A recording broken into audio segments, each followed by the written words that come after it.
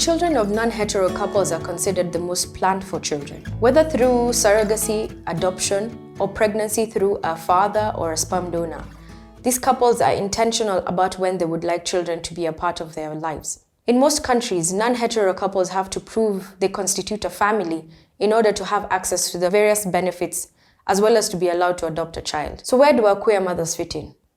They live in a gray area of the ideal family that the society has created.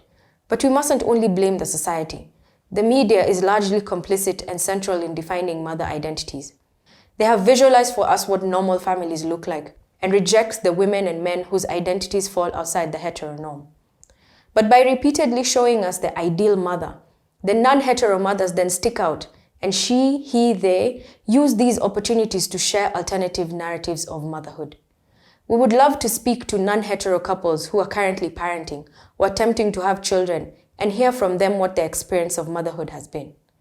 We are also curious to see how the social construct of motherhood plays out in their unions. We hope that by doing this, we will create awareness and empathy for those in non-traditional families and hopefully drive conversations that will lead to a reduction in the hurdles they have to jump through to experience motherhood. I feel like this whole sexualizing queer people, I mean, people look at me and they're like, hey, so how do you guys have sex? How do you? And that's the first thing people think of, having sex differently. People overlook the fact that we are just individuals and that's it. Because I don't ask you how, some people brush their teeth like this and some people brush their teeth like this. So that's the only difference, but we are just, individuals. I just like fries and you like avocado. So that's just it.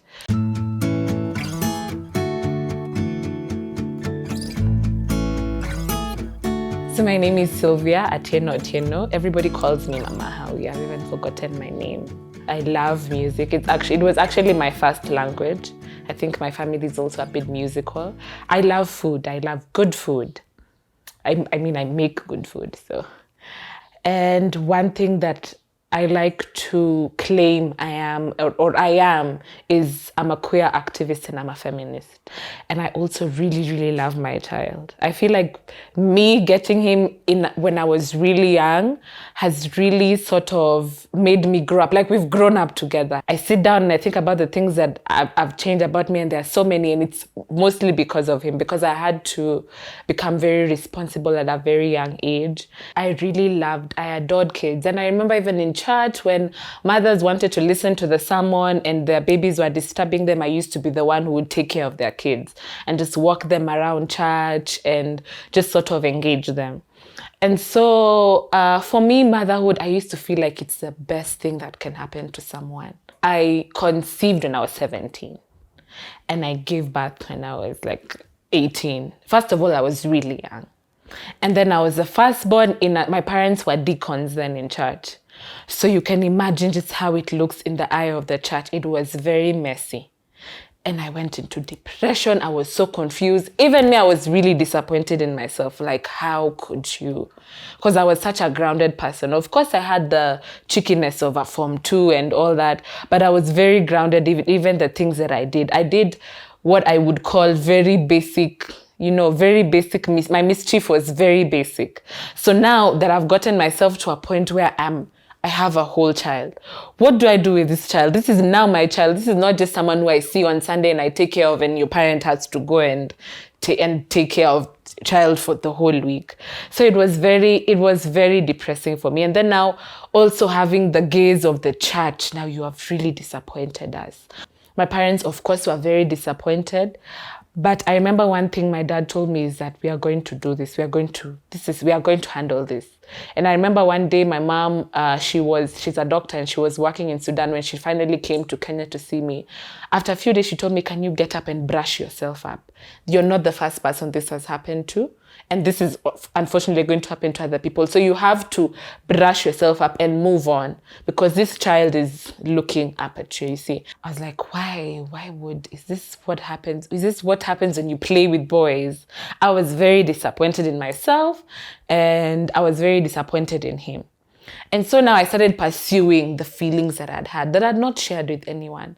And I quickly went to the internet and I would Google things about lesbians. So my introduction to me being queer was a bit sort of mostly on the sexual side, because I had really strong sexual urges that I wanted to sort of take care of. But then now when I sort of sat down and I got exposed to the queer community in Mombasa, because that's where I was, I started learning that it's just not about sex. It's not the way it's glorified in the porn industry. It's just about sex and the way it's been westernized, or being queer is such a glorified thing. But we are people who have jobs, we have ambitions, we have, we are whole human beings. It's just that there's this aspect of us loving differently, you see? So that was the point when I realized that this is something that I've sort of been hiding, but this is so normal. It's so beautiful. I mean, I was seeing now my friends who are just people who you pass on the streets. There's no label on your head or something. So I feel like that was my sort of introduction to my true self. I was learning how to be a mother, how to be a queer person as I was raising him.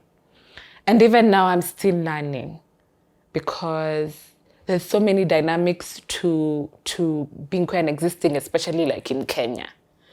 So I feel like I was not prepared for anything. I'm learning on the job, even parenting.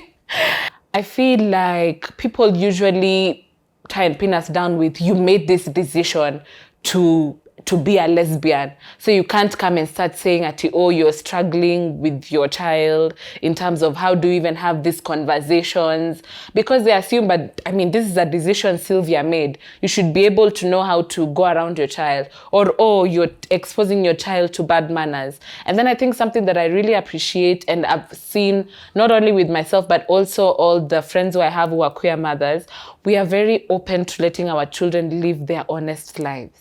We just guide them.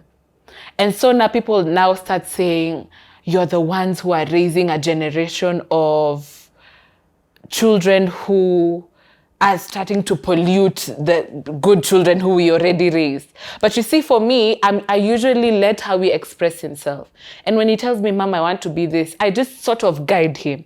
I don't start telling him, no, this is wrong, this is wrong. And one thing that people have asked me so many times is, what happens if your child ends up being gay? What happens? I mean, that's just it.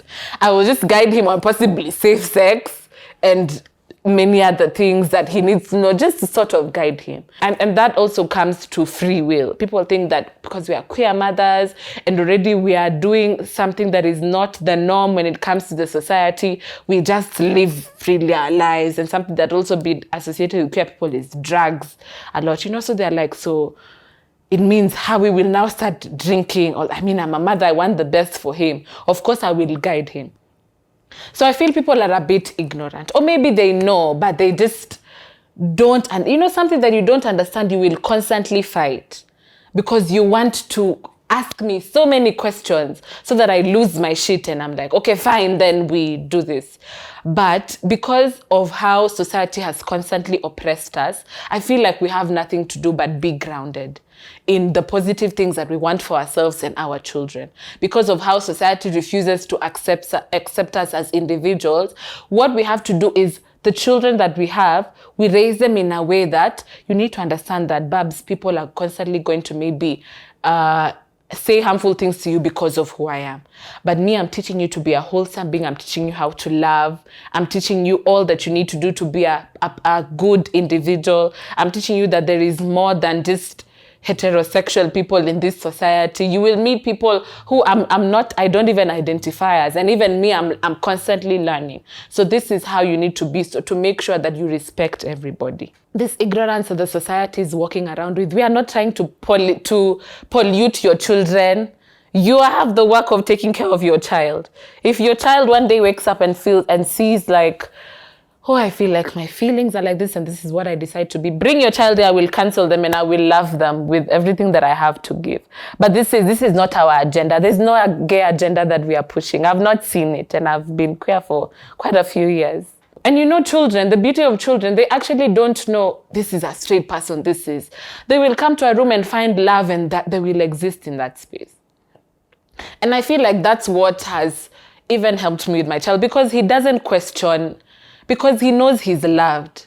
And one thing how he does is he constantly also tells me how much he loves me. So we can just be chilling, or I can be on a video call with him, because now we've been communicating through video, and we can be talking about even a color.